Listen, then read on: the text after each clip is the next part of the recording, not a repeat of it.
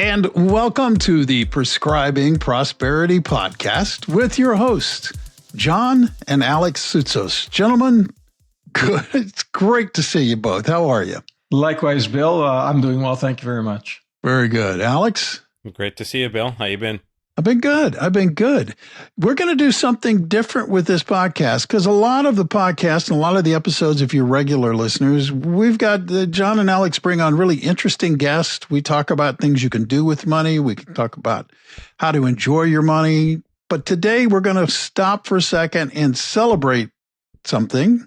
And that something is John has been awarded or recognized as having the best performing equity portfolio in all of North America. Well, Bill, just a bit of a correction there. The only people who recognize this are us because our track record is not publicly available. John, you say that as if we don't have some authority on which to make that statement. And I'm going to correct you because as we're recording this, your record this year so far, your return is a little bit better than 26%. Yes. There are a number of measures we can take and compare it against because we're like, hey, maybe this guy isn't so good. Right. But John, you outperformed the S&P by better than 10%. Yes. And I'm sitting here, I'm looking at my notes and I scribble it. You outperformed your nearest competitor, I think, by just about 6 or 7%, right? Yeah, that sounds about right. It's about 7%, maybe even 8%. Looking at this. Yeah, the nearest competitor is an American mutual fund, which is not available to our Canadian clients, but nonetheless, we use them as a benchmark. So I'm going to tell you it again. We recognize you as having the best performing portfolio in North America. Thank you, Bill. John, and congratulations. Thank you, Bill. A lot of hard work I appreciate your modesty. I appreciate you don't want to take credit for it, but we're going to give it to you, okay? I was looking at this, and I think that people would like to. There are things, normal questions that occur to people when they look at results like this, John, and so. I just need to start with, you've undeniably done really well.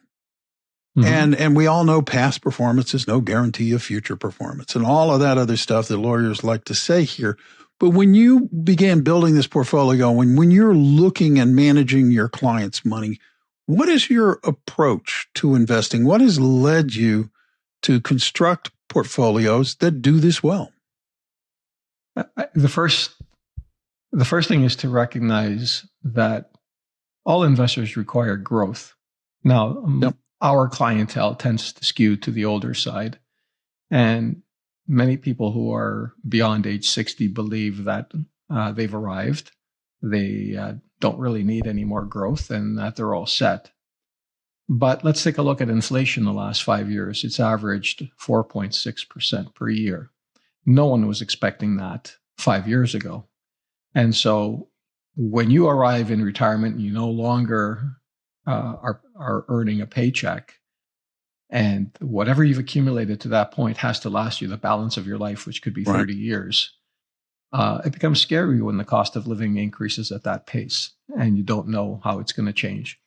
So my perspective is you can never have enough. You don't know what the future is going to bring in terms of healthcare expenses, even though here in Canada we have universal healthcare. There are many things that are not covered by that, including in-home care, personal support workers, physiotherapy, and a bunch of other stuff. And hold on, but before you continue, I think it's also important to note that it shouldn't be assumed that the universal healthcare will continue to exist in its current form in the future. That's a good point. That's a valid point because that may very well change. A lot of governments are under fiscal stress. They've been borrowing money for decades and decades and decades, which we were chatting about prior to the airing this. And at some point, there needs to be a reckoning that there's no such thing as free. You're either taxing the citizens or you're borrowing money, and then when you run out of borrowed money, the music stops. So with that understanding that expenses always go up over time, my viewpoint is to have growth. And to get growth, as Warren Buffett said, you need to concentrate your portfolio. Yeah. Broadly, diversification allows you to keep what you have, concentration allows you to build wealth. And if you look at all the very wealthy people in the world, they were all founders of major corporations. So their wealth was tied up in one company. Mm-hmm. That's it. There is no diversification there. Now, that being said, they ran the company. They were in control. So it's a bit of a different story. But to this day, you look at people like Bill Ackman, a billionaire hedge fund manager. Yep. His model, Pershing Square, I think it is, Holdings. Yes, Pershing Square Holdings. Pershing Square has an 8 to 12 stock portfolio list. That's it, 8 to 12. Not only that, he uses leverage up to about 20% to try and enhance results. Mm. So that's how you build wealth. You concentrate the portfolio. Now, people have been hearing the diversification story for so long, especially our generation. We've been hearing it for so long. They've bought into it, and they think you need 300 securities to have proper diversification. When the empirical evidence indicates that 20 to 30 stocks is sufficient. 300 is on the low end of some of the funds that exist out there. Yeah, it's true. Because now you don't just have a mutual fund like the Fidelity whatever fund that might hold 100 to 200 securities. Now you have these fund of funds and all-in-one solution. So you end up with thousands of constituents, in which case there is no capacity to outperform. There's limited capacity to grow. And so you're treading water with the markets. You're moving with the current in both directions, and there's not much you can do about it. So that's the first step, is understanding that in order to get superior returns, you need to have a concentrated portfolio. And that's where I began with a concentrated portfolio. Well, let me get to that question by asking it this way. Are you an active manager or are you a passive manager? Did you look at your core concentrations and say, I'm going to be set in these? And okay. if so, what are those? Or are you open to the fact that you may need to change the core focus? Well, that's a fabulous question, Bill, because there's been an evolution in the portfolio. The portfolio is about 4.5 years old. Mm-hmm. It's called MedWealth Defensive Growth, and it began its life as a 2-sector specialized model, half in medical equipment stocks and half in consumer staples, because there was a secular trend from the beginning of this major bull market in April of 2013, following the great financial crisis. Mm-hmm. And holding those 2 sectors, especially in a concentrated fashion by selecting the top holdings, you would have averaged a pretty impressive compounded annual return of probably somewhere around 20% a year. And so that's how the portfolio began. And the first couple of years, we did really well with it. And then in 2023, a funny thing happened on the way to the forum. Ozempic, GLP-1 agonists were introduced to the market. And all of a sudden, a narrative developed. It was from Walmart's quarterly earnings report, that the basket of groceries people were taking to the checkout was getting smaller, because people weren't buying the same amount of Lay's potato chips and Pepsi. And so that narrative caused a lot of the consumer staple stocks to sell off. Mm. Interestingly enough, when I was a kid, I was a big fan of watching 10-pin bowling on TV. And I remember the 110 split. Once the first ball goes down, splits the pins. Now you have a 110 split. How the heck are you going to get 2 pins with 1 ball? And so the competent bowlers had this ability to throw it in there, make the ball curve and hit the 1 pin. It bounces off the wall, goes to the other side, and knocks over the 10 pin. And that's an impressive feat. And so the GLP-1 agonists had an impressive feat. They hit the 10 pin, which was the medical equipment, because in addition to not buying junk food, people aren't going to need kidney dialysis as much. And so they're not going to need all these surgeries as much. So medical equipment and consumer staples both got rocked from this development. Yep. And this was Q3 2023. So the market as a whole went into a decline in Q3 of 2023 anyway. Our model also went into the decline, but our model declined a little bit more. I knew at that point it was like a a coiled spring. It was going to bounce back, and because the narrative was it was also the third quarter of the year, and seasonally speaking, that's typically the weakest quarter. Mm-hmm. And so you had that combination coupled with the narrative in the marketplace. And so valuations were significantly suppressed. And approximately at the end of October of that year, we did a presentation to our clients just to bring them back, to let them know what was going on. And we explained that what I just said. And I also explained that it's a coiled spring and there's going to be a rebound and we're going to take advantage of that rebound. That's exactly what unfolded in Q4 of 23, where there was a great rebound. And then that rebound continued into Q1 of 24. But I did not wait for the entirety of the rebound to start restructuring the portfolio. At that point, the writing wasn't on the wall. The writing was right in front of us. This methodology was not going to bear fruit for an extended period. So I started to restructure the portfolio in Q1 of 24. I completed the restructuring by the end of Q2 of 2024. And since that restructuring was completed, our portfolio has outperformed all the major U.S. stock mutual funds in the United States and in Canada. So am I an active portfolio? I was less active before the restructuring. Mm-hmm. Now I'm very active. Markets are constantly moving. We're looking at all times, we're looking at high quality companies in terms of their fundamentals, but then we're looking for high quality companies that are demonstrating relative strength. And so when you combine high quality companies with relative strength, you're going to get better results, but you're also going to get more turnover. So I'm sure not everyone is a fan of the turnover. However, everyone's a fan of the numbers. So, yeah, exactly right. What place does technology hold in that? Because technology has been, technology has been very, very good to me because I when I look at that sector, I see everything that happens today sort of foundationally based on technology. Well, inevitably, technology in today's world is going to play a big role in any competent investment portfolio, and it has a significant role in ours. We're similar in terms of the weighting in tech to the index, but what is dissimilar is technology is a broad area, so it's subdivided into certain communication stocks, right. Software, semiconductors.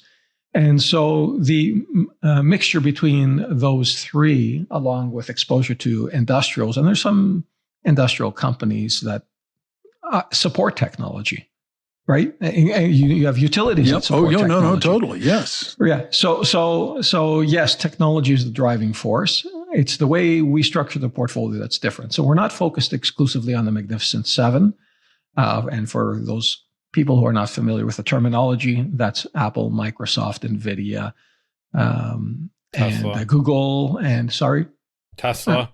Tesla, yeah. Tesla.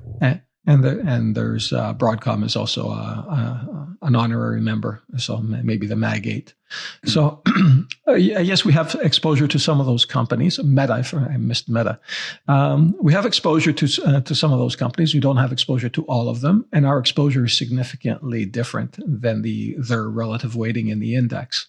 I would even disagree with you that our allocation to technology is similar. It's still substantially lower, even though it's at this point the largest component of our portfolio. It's substantially lower than if you were to compare it to the top 25 positions in the S&P 500 for an apples to apples comparison. So Alexander is my able assistant, and he does he analyzes the portfolio. So he's speaking from knowledge, and I'm looking at the big picture. So Alexander, what is our weighting relative to? As of the beginning of September, which was the last time that we did a weighting analysis, it was 37.7%, whereas the top 25 holdings in the S&P 500, it's 48.7%. So nearly 50% of the S&P 500's top 25 holdings are in the technology sector. And the reason why we only compare it to the top 25 holdings is because the nature, as you mentioned, the nature of our portfolio being more concentrated, there's no reason to compare ourselves to all 500 holdings in the S&P 500. comparing it to the top 25 holdings is directionally substantial and significant to be able to do an analysis. And so you can see especially because in today's day and age, the S&P 500 is so heavily skewed towards a small handful of companies that they have a disproportionate impact on the outcome of the index's performance. So looking at the top 25 holdings, they are heavily weighted in technology specifically. Whereas although we are more overweight technology relative to other sectors, relative to the index, we are still underweight. So there you have a more accurate allocation set. So we are less weighted to technology than the index, but we're also weighted differently. So as I was noting, the big Mag 7, Mag 8 stocks, yes, probably half at least are in our portfolio, but their weightings are different. And they're less, they have a lower allocation in our model than they do on the S&P index. And not because they're not good companies, they're good companies. Their valuations are, in some cases, pretty crazy. I would argue Amazon has a decent valuation. It perpetually gets little love from the market. And there was an extended time where Google was underappreciated, or people were just really hesitant because they had the lawsuit. But now that that's been cleared up, Google started to rebound. So we look differently on the technology side, and we also do allocate a little bit to companies that, depending on your definition of mid and large cap, they're straddling that threshold. So they're sufficiently large mid caps that you could argue that they're really large caps that just haven't been admitted to the exclusive club yet. But we have some companies at the upper end of the mid caps, and the great thing about mid caps is they're not as widely followed, as you know, Bill, as the large caps, and so there's greater opportunity to find good value. So we've identified a handful that demonstrate good value, but there's still a sufficient number of well-valued large caps to make up the portfolio. We don't necessarily need the mid-cap allocation. Mid-cap allocation is pretty small. So the portfolio is essentially still a large cap model. But we're looking at quality. We're looking at earnings revisions. We're looking at growth. And we're looking at relative strength. And we're looking at valuations, all of those things combined. And when you assess the quality profile of our portfolio and compare it to the index and compare it to other models that are out there, ours is significantly higher quality. I drill down with a lot of our competitors, all the big names that everyone in the US and Canada are familiar with, and I see their methodology for getting above average returns, and they tend to disproportionately weight 2 or 3 stocks. I can tell you some high profile competitors have as much as 15 to 18% in a singular Mag 7 stock, and they just buy it and hold it for a long period of time. Now, to be fair, they're massively large mutual funds. They have limited liquidity capacity. Yep. The market has limited liquidity capacity to absorb their capital, and so by default, they need to take that approach. And that's the beauty of operating in a private wealth setting. So we're not a mutual fund. We manage money individually for wealthy clients. And so the clients actually hold segregated securities. They're not holding a pool. It's not an ETF. It's not a mutual fund. So because we're operating, sorry? I was going to say, I think it's also worth noting the fact that in addition to them taking these outsized bets, part of the reason why they're taking these outsized bets is because their portfolios are not designed to be a solution that is the only allocation in a client's portfolio. They're making these bets because they are, for example, a U.S. equity fund.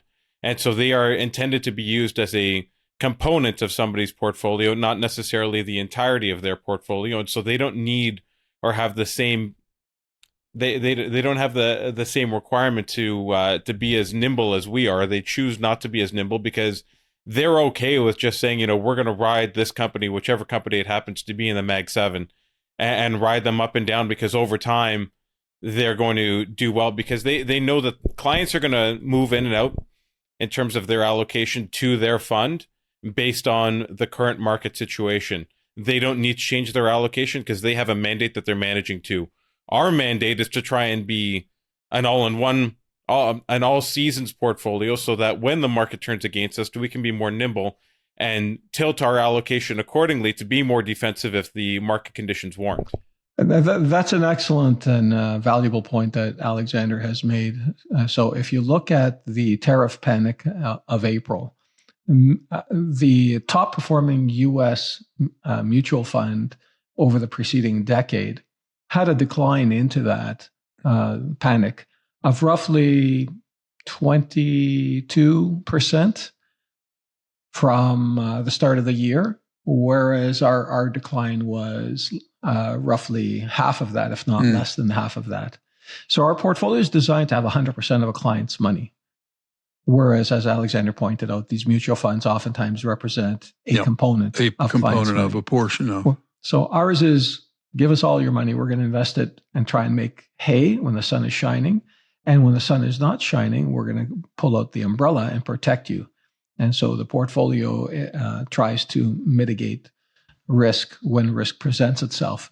But one of the things that gives me an advantage in managing this money is my grounding in economics and economic and market history, and understanding how everything works. And there was a big narrative, and it's still out there to a great degree. I think the Fed is still talking about it. Tariffs cause inflation. And that's a huge narrative. Yes. Yeah, that anyone who's taken economics and actually was paying attention in class, tariffs don't cause inflation. What causes inflation is too much money chasing too few goods, and the people in charge of the money is the central bank in most countries. I mean, you can get supply inflation, so you get a supply shock like you had in 1973 with the Arab oil embargo. So you can get that kind of inflation. But tariffs are a tax. Okay, if anything, they slow the economy down. They don't cause inflation. But they're very, the way the current administration has presented them is in a way where the domestic consumer is not absorbing the entirety of the cost. And so it's being spread out. So it's not inflationary. And the beauty about economics is as human beings, we have this thing called substitution. When something becomes too expensive, we buy something else that is similar, that's cheaper, right? Yeah. And so that's how people deal with any potential cost increases for some foreign supplied goods. So people, half the marketplace bought into that narrative, and I didn't. I did not buy into it. In my newsletter, which I send out once a week, I've been saying from the beginning of the year, tariffs don't cause inflation. This narrative is wrong, and they also, we know half the population in the United States loves to hate the president. And so that half of the population decided they're going to sell everything because they thought this tariff negotiation was going to crash the economy and cause massive inflation. And I didn't buy any of that. And but I was prepared. Going into April, we had already been de-risking the portfolio for about 5 weeks. So we're heavily into defensive stocks at that point. So when April 1st arrived, and I know the implementation was April 2nd. When April 1st arrived, we were already, I think, 65% defensive holdings. And so on the initial impact, where the market fell 12, we fell 8. And then there was a rebound the following week after the tariffs were paused. The market bounced back strongly. We bounced back strongly, not as strong. But I wasn't ready to recommit to the growth sector at that point. I wanted to get more evidence that this was going to be temporary. And what happened was that evidence did not present itself. Market had a second bottom in the latter half of April. Our portfolio did not. Our portfolio, after the initial rebound, kind of stabilized and went sideways. So we gained a significant amount on a relative basis during the month of April, because of the strategy being so active. Once I saw evidence that this rotation back into growth was sustainable, I then rotated the capital back into the growth area, and so the growth stocks dominated. Not 100%. I generally will not go 100% one direction or the other, but certainly tilted heavily back to growth companies. And so we took off, and we've been riding a great wave since that time, and I've continued to modify the portfolio. I've continued to look for better value opportunities and growth potential opportunities and relative strength, and I've been making changes. And a lot of that came to fruition in September, before this week. But we ran up 12% just in the month of September in the first 3 weeks, which is incredible. In my newsletter, I was telling people we're coming into September, be prepared for a decline. And instead we added 12. Yeah, most people don't appreciate really and truly. They think of October as being the month that kills them, but it's actually it's September. Yeah, it is. That traditionally is the market that hurts. Exactly, it is September, and now, mind you, we've had a bit of a pullback this week, but that's the way it goes. You can't go up in a straight line, but that's essentially what I've been doing. Well, I've got some questions having to do with what lies ahead. But before I get there, I just have to ask, what, if any, role do commodities play in your portfolio, John? Another great question, Bill. I've added some gold miners to the portfolio over the course of the last a month, and they're there to first of all they're demonstrating relative strength. So the portfolio is focused on relative strength and high quality companies, and a good chunk of gold miners are high quality because they've been suppressed for so long. Their valuations were really cheap, and now they've come into vogue. So a combination of high quality and relative strength, they're adding performance. So commodities, at this point, it's primarily gold miners. They're playing a role right now because they're demonstrating relative strength. But I'm not married to any position for any length of time. As long as it's providing results for our clientele, we will remain in those assets. And if they stop performing, then we will rotate into other high-quality companies that are demonstrating relative strength. So commodities are fair play, fair game, and we use them when it makes sense. All right. Now let's do the look ahead exercise, because, as you know, we just got a revision on our GDP numbers in the United States, and the GDP in the States is looking actually better than a lot of people had thought it was going to look. So that's good news for the American outlook. Canadian outlook is unfortunately not as rosy. And so I'm wondering, John, as a portfolio manager who deals in both of these markets, what are you looking at now, and how are you adjusting your outlook, or what's this doing to your behavior as a portfolio manager? Well, the first thing is that the reason the portfolio is a U.S. stock portfolio is because it is my expectation that over the long term, that is the best market to be in from a rate of return potential. And that is informed based on my 40 years of experience in this industry. There have been times throughout my 40 years where the narrative developed that the game is over in the U.S. Japan's going to have the U.S. as lunch. You remember in the late 80s. I remember that well, yes. The run-up in the Japanese securities, and American companies were sending their managers to Japan to learn their techniques, and they were learning Japanese. And people are saying, you teach your kids Japanese because they're taking over the world, and all this stuff. And that all changed at the end of the decade, and then at the beginning of the 1990s. So I've heard the demise of the U.S. on multiple occasions, and I've been told by people in the investment industry that you got to diversify globally, you got to have some money in Canada, some here, blah, blah, blah, blah, blah, here and there. And when the economies are functioning normally and markets are good, that differentiation provides added value to an investment portfolio. But when the doo-doo hits the fan, when there's a crisis, when people are scared, guess what they do? They sell their local securities, they sell their local currencies, and they're buying US dollars, and they're buying US securities, bonds and equities.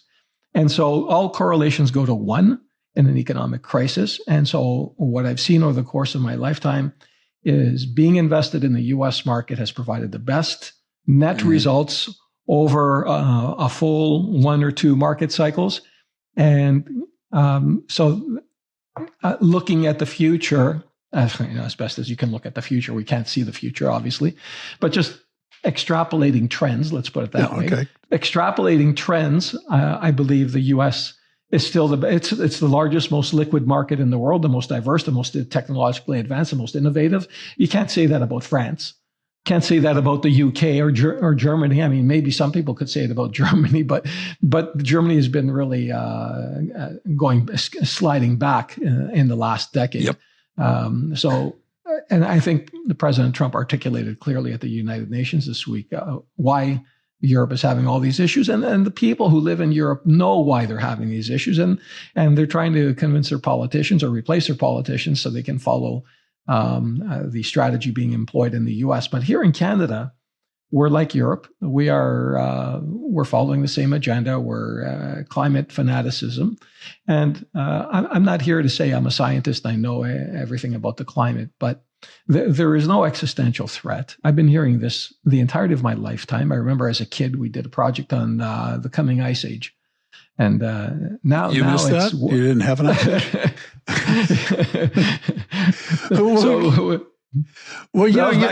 You're touching on something. Actually, you're touching on something I wanted to get into for a second, because I'm surprised. When your current prime minister was elected, Carney, when he was running, one of the things he talked about and made him sound like a reasonable individual was he recognized that Alberta was about to jump him and beat him up, the province, because they kept talking about the fact that it's like, hey, we have a massive energy resources here, and we should be, and the salvation of this economy rest on us recognizing those energy resources and recognizing what we have. And he seemed to pay lip service to that, John, and recognized it. But what's happened since? Well, nothing has happened since, and it was entirely lip service. And like every politician, he just said whatever it took to get elected. This is why the Conservatives don't get elected in Canada, is because they like to be more pragmatic, and people don't want to hear. Nobody votes for pragmatic. People are very ideologically driven. We all want to save the planet, blah, blah, blah, blah, blah. But as I was saying earlier, there is no existential crisis. Yes, there's an impact on the planet. Yes, we could do better, but nothing is imminent. And if you remember Al Gore with his famous movie 20 years ago saying, we're going to be underwater, and the coast is going to be underwater. New York City is supposed to be underwater at this point. Yes. Yeah, and meanwhile, President Obama has 2 coastal mansions in Hawaii and Martha's Vineyard. So much for that belief. But our Canadian Prime Minister has not made any change. He's adamant about reducing Canada's carbon footprint. And Alexander had a good point prior to us coming on air. He was saying that in the book he wrote, he said that he doesn't care about growth. He says Canada has to become a little bit more impoverished in order to benefit the climate. And so I don't think many Canadians have read that book. And so when your prime minister is that ideologically driven and he's not paying attention to the economy and the growth, well, guess what? You're going to have a tough time. But after 10 years of Justin Trudeau's economic policies have caused the Canadian per capita GDP to stagnate and shrink, and knowing that Carney was his advisor for the second half of that 10-year mandate, I wasn't expecting anything good from Carney, and we're not getting anything good. And in fact, Bill, recently, over 90 Canadian CEOs in the resource sector wrote an open letter to the Prime Minister and published it, saying, we got to start getting this stuff out of the ground and exported, and we need permits, and we need to stop the red tape, and we need to start moving now. And Carney has said, yes, we're going to move at warp speed and blah, blah, blah. But he, in the period of time that he's been in power so far, he has basically tossed up word salads and promises. And he has doubled our debt, our annual debt, budgetary debt. So he's done that. So he's moving us economically closer to the precipice. And many people perhaps either weren't paying attention or forgotten that my native country, Greece, went bankrupt in 2011, and it's not a pretty sight. And no one should have to experience that in a developed economy. But yet That's the direction we're headed in. I'm not saying it's happening tomorrow, but you got to change the trajectory because if you don't change the trajectory, you get to the point of no return, and then it becomes an inevitability. And so our current prime minister is not doing any of that. So this is why my portfolio is primarily in the U.S. Now, that being said, there's a lot of talent in Canada. There's a lot of sound business people, intelligent people, and business people. There's a lot of capital in Canada. Yep. And there are great companies in Canada, but a lot of them can't grow their business because of all the regulations and the taxation policies, et cetera. But there are a couple of Canadian stocks in the portfolio that they also trade on the American market, so they're fair game, and it demonstrates Canada has the skill set. It's not that Canadians are second rate in any fashion behind the Americans. What's wrong is the political structure. We are ideologically driven, and we're not allowing we're not unleashing our resources. We have, if not the most resources in the world, we are among the top 3. And to not allow those to come out of the ground for climate fanaticism reasons is insane. It is self-immolation. It's just beyond comprehension how stupid these policies have been over the last decade and how stupid these policies continue to be under Carney. And the average Canadian is not tuned in to these, and I'm not saying everyone, but I would say probably half the population is not paying attention. They're going about their business, and they're just carrying on like nothing's going on. But it's going to be like a slap in the face when we experience an economic calamity. Well, we're at a point where I want to wrap this episode, but I can't wrap it right there. So, I know you're a genuine individual, and I know you're not given to making, crazy statements. So if this reckoning is to be avoided, what needs to happen? And do you think there is the political will to avoid that reckoning? I'm talking about in Canada. Yeah, it's how can I answer that? What you need is the Liberals to leave power. You need an election to get the Liberals out of power. You need the Conservatives in office who are.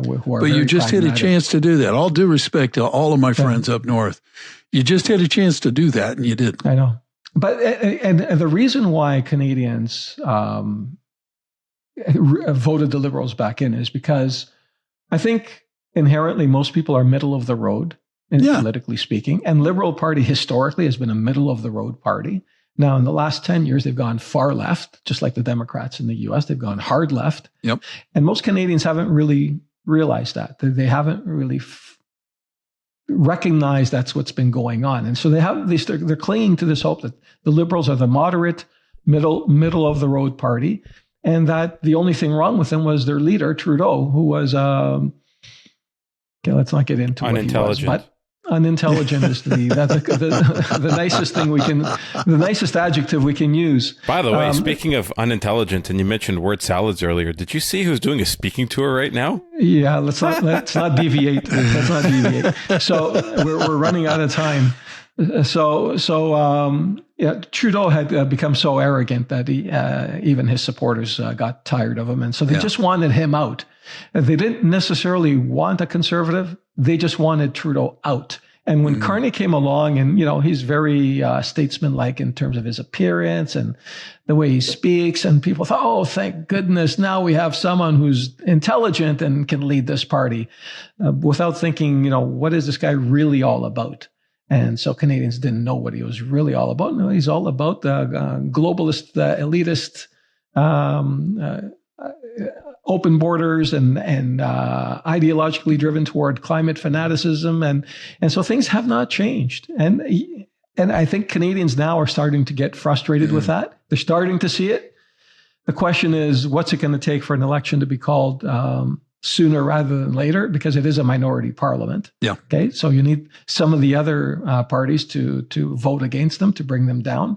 But until we get that election, I don't think we're going to see a change. And so if this really frightens me about the direction of Canada and the future of Canada, We all like to be very patriotic, but it's been increasingly difficult to do so when we are killing our own economy. Wow.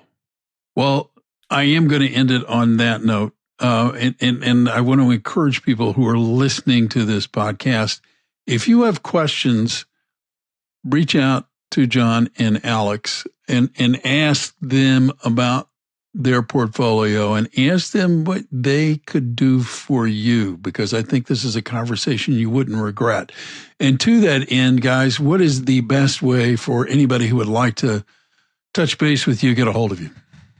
The best way is for them to either visit our website, which is medwealth.ca, that's med-wealth.ca, or send us an email at info@medwealth.ca.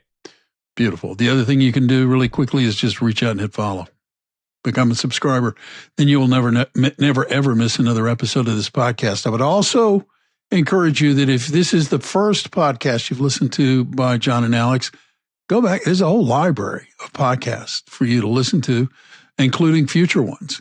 And they're all as interesting, if not more interesting, even than this one. So, and if you like the podcast, tell people about it. Come on, share it. Let people know. Word of mouth is the most irreplaceable form of promotion that there is.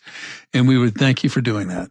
So until next time, I'm Bill Tucker. On behalf of John, Alex, and everybody at MedWealth, thank you for taking the time to listen, and we'll catch you next time.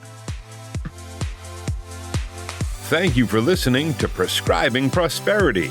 Visit our website at med-wealth.ca. That's med-wealth.ca for more information or to connect with us for a consultation. Don't forget to click the follow button to be notified when new episodes become available. The information covered and posted represents the views and opinions of the hosts and their guests and does not necessarily represent the views or opinions of IPC Securities Corporation. The content has been made available for informational and educational purposes only. The content is not intended to be a substitute for professional investment advice. Always seek the advice of a qualified and licensed financial service provider with any questions you may have regarding your investment or retirement planning. MedWealth Financial Services can provide a private consultation to help you determine the suitability of any guidance discussed on the show.